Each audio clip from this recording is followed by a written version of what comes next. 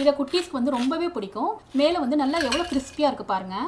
அதே மாதிரி இதை ஓப்பன் பண்ணோம்னா நம்ம சேர்த்து இந்த சீஸ் வந்து நல்லா மெல்ட் ஆகி ஸ்குவீஸ் அவுட் ஆகும் பாருங்கள். ஹலோ ஃப்ரெண்ட்ஸ், வெல்கம் டு ஜாக்ஸூ கிச்சன். இன்றைக்கி நம்ம ஜாக்ஸூ கிச்சனில் பார்க்க போகிறது நோம்பு நேரத்தில் இஃப்தாரில் செய்யக்கூடிய ஈஸியான காம்போ ரெசிபிஸ். அதாவது potato cheese roll and coconut milk jelly fruit cake recipe தான் பார்க்க போகிறோம். பொட்டேட்டோ சீஸ் ரோல்ஸ் வந்து பொட்டேட்டோ கிராக்கர்ஸ்னு சொல்லலாம். கோகோனட் மில்க் ஜெல்லி ஃப்ரூட் கேக்கை வந்து கோகோனட் மில்க் ஃப்ரூட் புட்டிங் கூட சொல்லலாம். இது perfect tea time snack and starter recipe. குட்டீஸ் வந்து ரொம்ப லைக் பண்ணி சாப்பிடுவாங்க. இதை வந்து உங்கள் விருப்பத்துக்கு தகுந்தாப்புல சீஸோடையும் செய்யலாம், சீஸ் இல்லாமையும் செய்யலாம். நான் 2 விதமும் செஞ்சு காமிச்சிருக்கேன். வாங்க ஃப்ரெண்ட்ஸ், ரொம்ப கிறிஸ்பி அண்ட் டேஸ்டியான பொட்டேட்டோ கிராக்கர்ஸ் எப்படி செய்யணும்னு பார்க்கலாமா? ஃப்ரெண்ட்ஸ், இந்த வீடியோ உங்களுக்கு பிடிச்சிருந்ததுன்னா லைக் பண்ணி ஷேர் பண்ணி சப்ஸ்கிரைப் பண்ணிக்கோங்க. பொட்டேட்டோ கிராக்கர்ஸ் செய்கிறதுக்காக நான் இந்த சைஸில் 3 உருளைக்கிழங்கு எடுத்திருக்கேன். இந்த உருளைக்கிழங்கை நல்லா வேக வச்சுட்டு தோல் உரிச்சு வச்சுக்கணும். இந்த உருளைக்கிழங்கு ஒரு பவுலுக்கு மாற்றி வச்சுட்டு இதை இந்த மாதிரி மேஷர் யூஸ் பண்ணி கொஞ்சம் கூட உருளைக்கிழங்குல வந்து கட்டிகள் இல்லாத அளவுக்கு நல்லா மேஷ் பண்ணி எடுத்துக்கணும். சப்போஸ் கட்டிகள் இருந்துச்சுன்னு வைங்களேன், கிராக்கர்ஸை வந்து சரியாக உருண்டு பிடிக்க வராது. பாருங்கள் ஃப்ரெண்ட்ஸ், உருளைக்கிழங்கை இந்த அளவுக்கு ஸ்மூத்தாக மேஷ் பண்ணிக்கணும். இப்போ இதில் மைதா 1.5 table spoon, cornflour 1 table spoon, salt 1 teaspoon, இது கூடவே பொடியாக கட் பண்ண ஒரு பச்சை மிளகாய் சேர்த்துக்கிறேன். கொரப்பாக அரைச்ச அதாவது க்ரஷ் பண்ண பெப்பர் வந்து 1 டீஸ்பூன், பொடியாக கட் பண்ண கேப்சிகம் வந்து கொஞ்சம் சேர்த்துக்கிறேன். ஃப்ரெண்ட்ஸ், இதில் வந்து பச்சை குடமிளகாய்க்கு பதிலாக சிவப்பு குடமிளகா, மஞ்சள் குடமிளகா இருந்தால் கூட நீங்கள் இதில் சேர்த்துக்கலாம். இது கூடவே பொடியாக நறுக்கின கேரட் கொஞ்சம் சேர்த்துக்கணும். லாஸ்ட்டாக பொடியாக நறுக்கின கொத்தமல்லி கொஞ்சம் சேர்த்துக்கிறேன். இப்போ இது எல்லாத்தையுமே நல்லா கலந்துக்கணும். ஃப்ரெண்ட்ஸ், மாவு வந்து நம்ம கையால் கலக்கிறப்ப உருளைக்கிழங்கு கொஞ்சம் தண்ணி விட்ட மாதிரி லூஸ் ஆகிட்டே வரும். மேற்கொண்டு 1 டீஸ்பூன் கார்ன்ஃப்ளவர் சேர்த்துட்டு மாவு வந்து நல்லா கெட்டியாக கலந்துக்கணும். பாருங்கள் ஃப்ரெண்ட்ஸ், மாவு எவ்வளோ கெட்டியாக இருக்குது பாருங்கள்.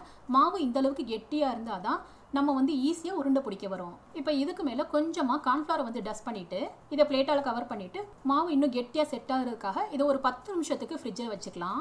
இப்போ கிராக்கர்ஸை ரோல் பண்ணுறதுக்காக ஒரு பவுலில் வந்து 1 டீஸ்பூன் கார்ன்ஃப்ளவர், 1 டீஸ்பூன் மைதா சேர்த்துக்கணும்.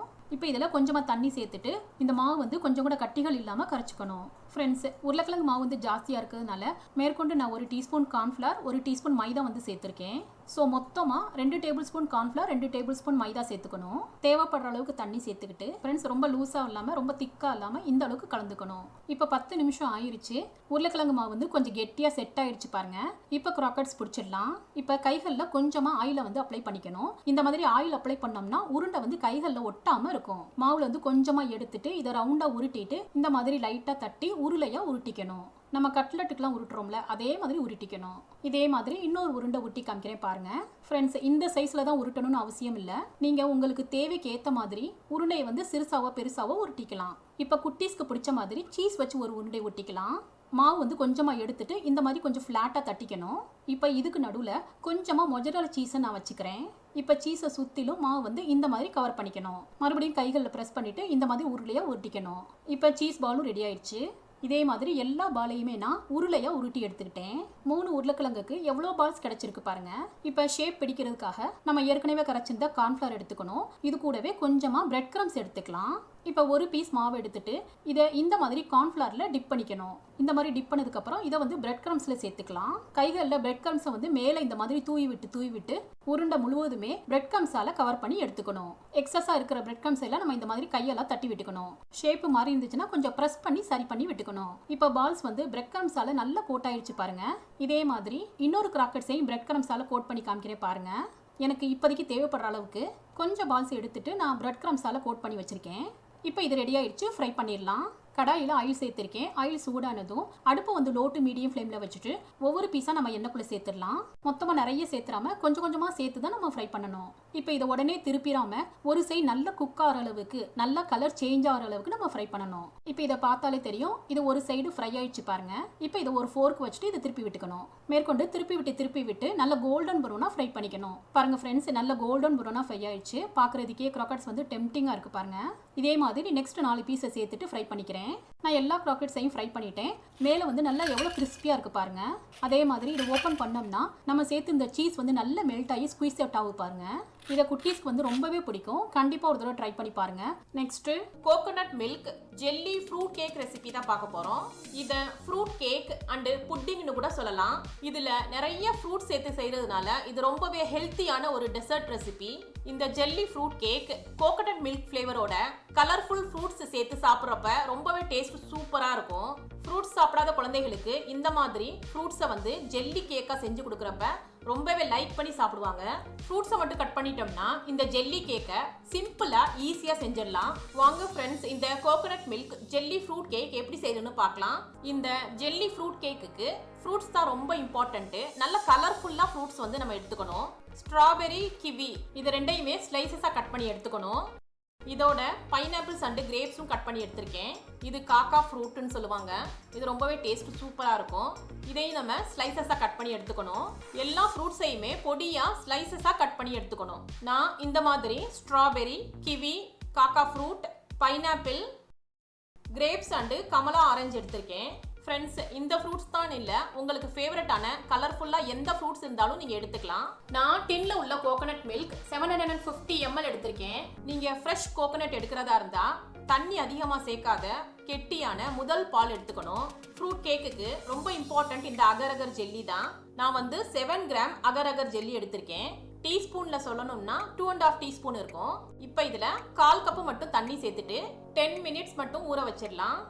இப்போ ஒரு மில்க் பேன்ல மீடியம் ஃப்ளேம்ல நம்ம எடுத்து வச்சிருந்த கோகோனட் மில்க் 750 ml ஆட் பண்ணிக்கிறேன். இதோட 10 நிமிஷம் ஊற வச்சிருந்த அகர் அகர் ஆட் பண்ணிக்கிறேன். நல்லா மிக்ஸ் பண்ணிக்கணும். கைவிடாம மிக்ஸ் பண்ணிட்டே இருக்கணும். கோகோனட் மில்க் கொஞ்ச நேரத்திலே திக்காயிட்டே வரும். ஃப்ரெண்ட்ஸ், எல்லோரும் சொல்லுவாங்க கோகோனட் மில்க் வந்து கொதிக்க வைக்கக்கூடாது, திரண்டுரும்னு. அப்படிலாம் கிடையாது. நம்ம அகர் அகர் சேர்த்து கொதிக்க வைக்கிறப்போ கோகோனட் மில்க் திரளாது. பாருங்க ஃப்ரெண்ட்ஸ், கோகோனட் மில்க் நல்ல திக்காயிடுச்சு. இப்போ இதோட திக்னஸை செக் பண்ணிடலாம். ஒரு ஸ்பூனை வச்சு இந்த மாதிரி எடுத்து பார்த்தீங்கன்னா ஸ்பூனுக்கு பின்னாடி ஏடு மாதிரி ஃபார்ம் ஆயிருக்கும். இதுதான் கரெக்ட் கன்சிஸ்டன்சி. இப்போ இந்த ஸ்டேஜ்ல 1/2 கப் சுகர் ஆட் பண்ணிக்கிறேன். ஒரு பிஞ்ச் சால்ட் ஆட் பண்ணிக்கிறேன். இதை நல்லா மிக்ஸ் பண்ணிக்கணும். சுகர் சேர்த்ததும் 2 மினிட்ஸ் கொதிக்க வச்சா போதும். நல்லா கொதிச்சிருச்சு. இப்போ அடுப்பு அமர்த்திடலாம். ஃப்ரூட் கேக் செட் பண்ணுறதுக்கு நான் இந்த மாதிரி கேக் டின் எடுத்திருக்கேன். நீங்கள் பவுல்ஸ் கூட யூஸ் பண்ணிக்கலாம். இதை தண்ணியால் ஒரு தடவை அலசிட்டு எடுத்திருக்கேன். இப்போ இதில் நம்ம ஃப்ரூட்ஸை வந்து லேயர் லேயராக அரேஞ்ச் பண்ணிக்கலாம். ஃபஸ்ட்டு ஸ்ட்ராபெரி பிளேஸ் பண்ணிக்கிறேன். கொஞ்சம் கேப் விட்டு பிளேஸ் பண்ணிக்கோங்க. நெக்ஸ்ட் காக்கா fruit, kiwi, grapes, pineapple, orange இந்த மாதிரி சேர்த்ததுக்கு அப்புறம் நம்ம கோகோனட் ஜெல்லி மில்க் ஆட் பண்ணிடலாம். இப்போ நம்ம மறுபடியும் ஃப்ரூட்ஸை வந்து மேலே அரேஞ்ச் பண்ணிக்கணும். எகைன் மறுபடியும் ஜெல்லி கோகோனட் மில்க் ஆட் பண்ணிக்கிறேன். இப்போ மறுபடியும் ஃப்ரூட்ஸ் ஆட் பண்ணிக்கலாம். இந்த மாதிரி கண்டினியூ நம்ம லேயர்ஸ் அரேஞ்ச் பண்ணிக்கணும். லாஸ்ட்டாக கோகோனட் மில்க் சேர்த்து ஃபில் பண்ணிக்கிறேன். இப்போ இதில் இருக்க பபிள்ஸை மட்டும் டூத் பிக்கால் உடச்சி விட்டுக்கோங்க. அவ்வளோதான், நம்ம ஜெல்லி கேக் ரெடி ஆயிடுச்சு. இப்போ இதை நம்ம 2 to 3 ஹவர்ஸ் ஃப்ரிட்ஜில் வச்சு செட் பண்ணணும். இப்போ 2 ஹவர்ஸ் ஆயிடுச்சு. நான் இதை ஃப்ரிட்ஜிலேருந்து எடுத்துட்டேன். இப்போ ஒரு நைஃபை வச்சு இதோட சைட்ஸ் எல்லாம் இந்த மாதிரி எடுத்து விட்டுக்கணும். இந்த மாதிரி நைஃப் வச்சு எடுத்து விடுறப்ப தான் நம்ம ஜெல்லி வந்து ஈஸியாக டீமோல்ட் ஆகும். ஃபுல்லாக எடுத்துட்டேன். இப்போ இதை ஒரு பிளேட்டை வச்சு திருப்பிடலாம். பாருங்க ஃப்ரெண்ட்ஸ், ஈஸியாக வந்துருச்சு. இப்போ மறுபடியும் இதை பிளேட்டால் திருப்பிக்கணும். பாருங்க ஃப்ரெண்ட்ஸ், நம்ம கோகோனட் மில்க் ஜெல்லி கேக் சூப்பராக ரெடி ஆயிடுச்சு. இப்போ இதை கட் பண்ணிடலாம். ஃப்ரெண்ட்ஸ், ஷார்ப் நைஃபை வச்சு கட் பண்ணணும். நம்ம ஜெல்லி கேக் செட் ஆயிருந்தால் மட்டும்தான் ஈஸியாக கட் ஆகும். நான் அவசரப்பட்டு கட் பண்ணிட்டேன். நீங்கள் நல்லா செட் பண்ணி வச்சுட்டு கட் பண்ணுங்க. நல்லா கலர்ஃபுல்லாக இருக்குது. ஃப்ரெண்ட்ஸ், இந்த டேஸ்டியான coconut milk jelly fruit cake recipe உங்களுக்கு பிடிச்சிருந்ததுன்னா நீங்கள் ட்ரை பண்ணி உங்கள் எக்ஸ்பீரியன்ஸை கமெண்ட்டில் ஷேர் பண்ணுங்கள். சுவையான சமையல், சுகமான வாழ்வு. தேங்க்யூ.